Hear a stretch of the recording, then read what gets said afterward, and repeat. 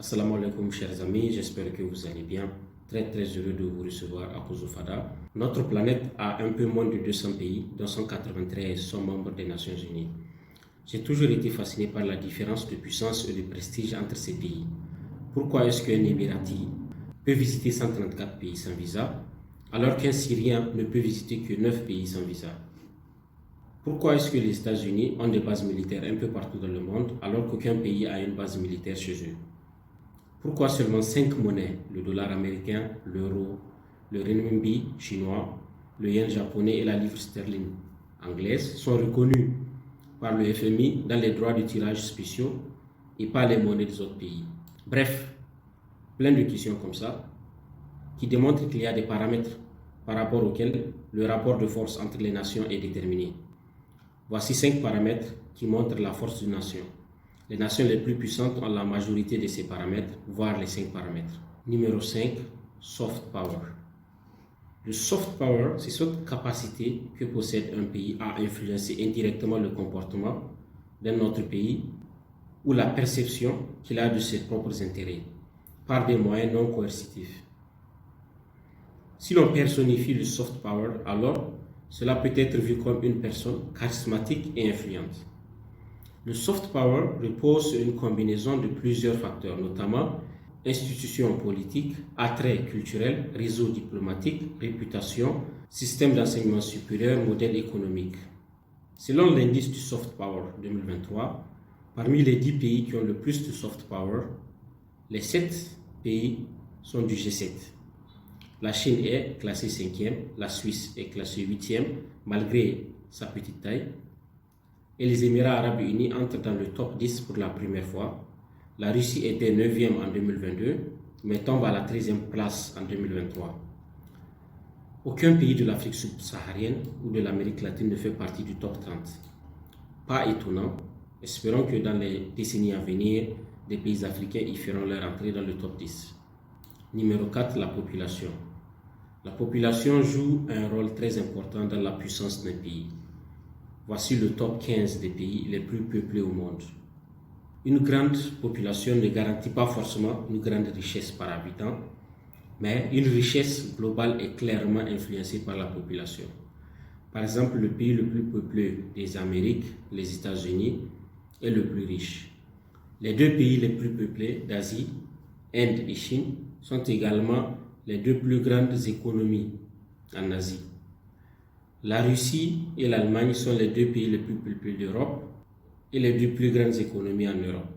Le Nigeria et l'Égypte sont premiers et 3e en Afrique en termes de population et ils sont les 2 plus grandes économies d'Afrique, sans compter le potentiel en effectifs militaires que cela peut apporter au pays.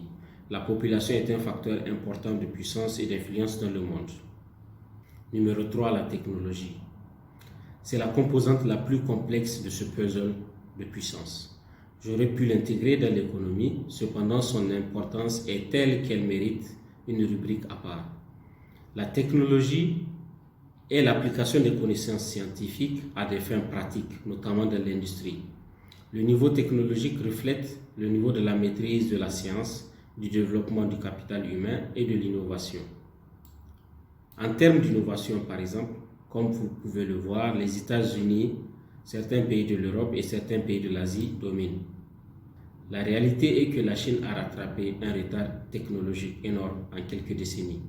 D'abord quantitativement, elle représente 29% de la production industrielle mondiale, ce qui est l'équivalent de la production industrielle combinée des 3 pays suivants.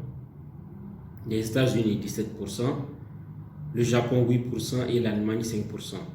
Le fait que l'industrie chinoise produise autant que les États-Unis, le Japon et l'Allemagne combinés est absolument phénoménal.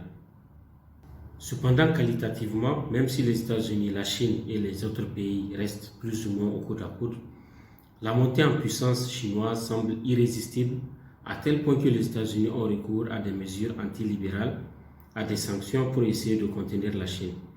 On l'a vu avec Donald Trump, l'ancien président, et cela continue avec le président actuel, Joe Biden, dont l'administration contemple l'idée de recourir à la guerre en prétextant défendre Taïwan pour stopper cette montée en puissance. On voit exactement les mêmes comportements de sanctions, menaces militaires dans le cas de la CEDEAO contre les pays de l'AES. Comme le dit l'adage, monkey sees, monkey does. Je disais donc que dans le domaine industriel, de la technologie, la bataille fait rage.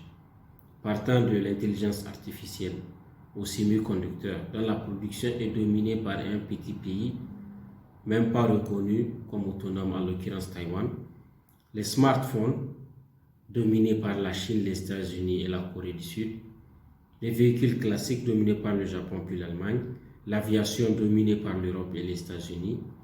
Le futur de l'ordre mondial, comme d'habitude, dépend de la domination technologique. Et la Chine et les États-Unis sont au-dessus du lot. On verra dans la prochaine décennie qui sera le leader. Numéro 2, militaire.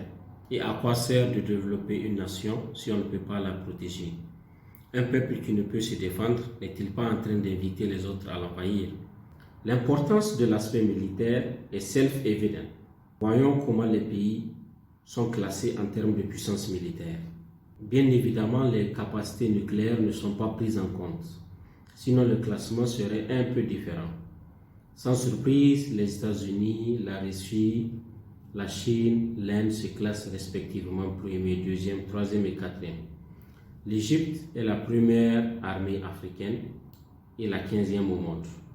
Numéro 1, économie. Le premier paramètre de force et de souveraineté est bien évidemment l'économie. L'importance de l'économie dans la souveraineté et la projection de puissance est si unanime qu'on ne sait même pas par où commencer. Le PIB et la croissance économique, l'inflation, le chômage, le marché du travail, la pauvreté et l'inégalité, la monnaie et les banques, les taux d'intérêt et les capitaux, l'investissement et l'épargne, la dette publique et privée, le commerce extérieur et la balance commerciale, la balance des paiements et les investissements étrangers, économie et finances internationales, production industrielle, les entreprises, etc.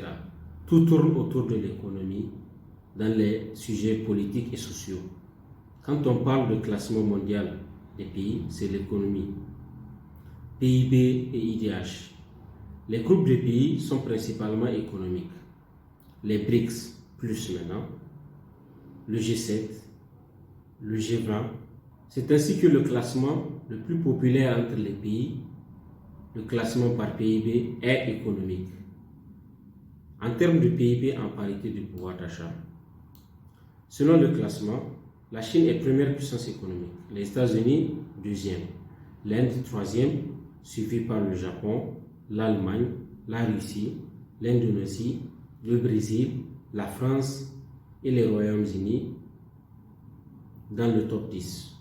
Le premier pays de l'Afrique est l'Égypte, classé 18e.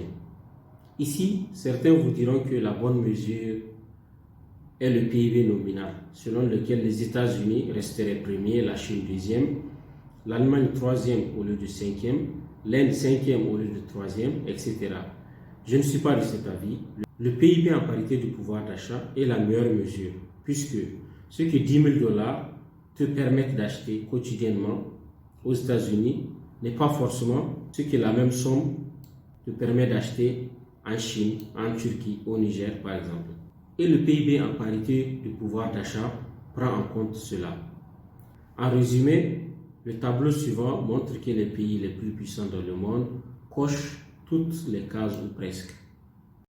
Bien sûr, cela reste ma déduction sous contrainte des données et du temps. Mais le point le plus important, c'est de vous donner une idée de ce que une nation doit prioriser pour s'imposer dans le monde. Surtout pour les pays africains, c'est très important à savoir. Voilà, c'est ici que prend fin cette vidéo. J'espère que vous avez aimé. N'oubliez pas de vous abonner, de partager, de liker, soutenir la chaîne. Ça fait vraiment très plaisir. On se retrouve très bientôt les amis. Au revoir.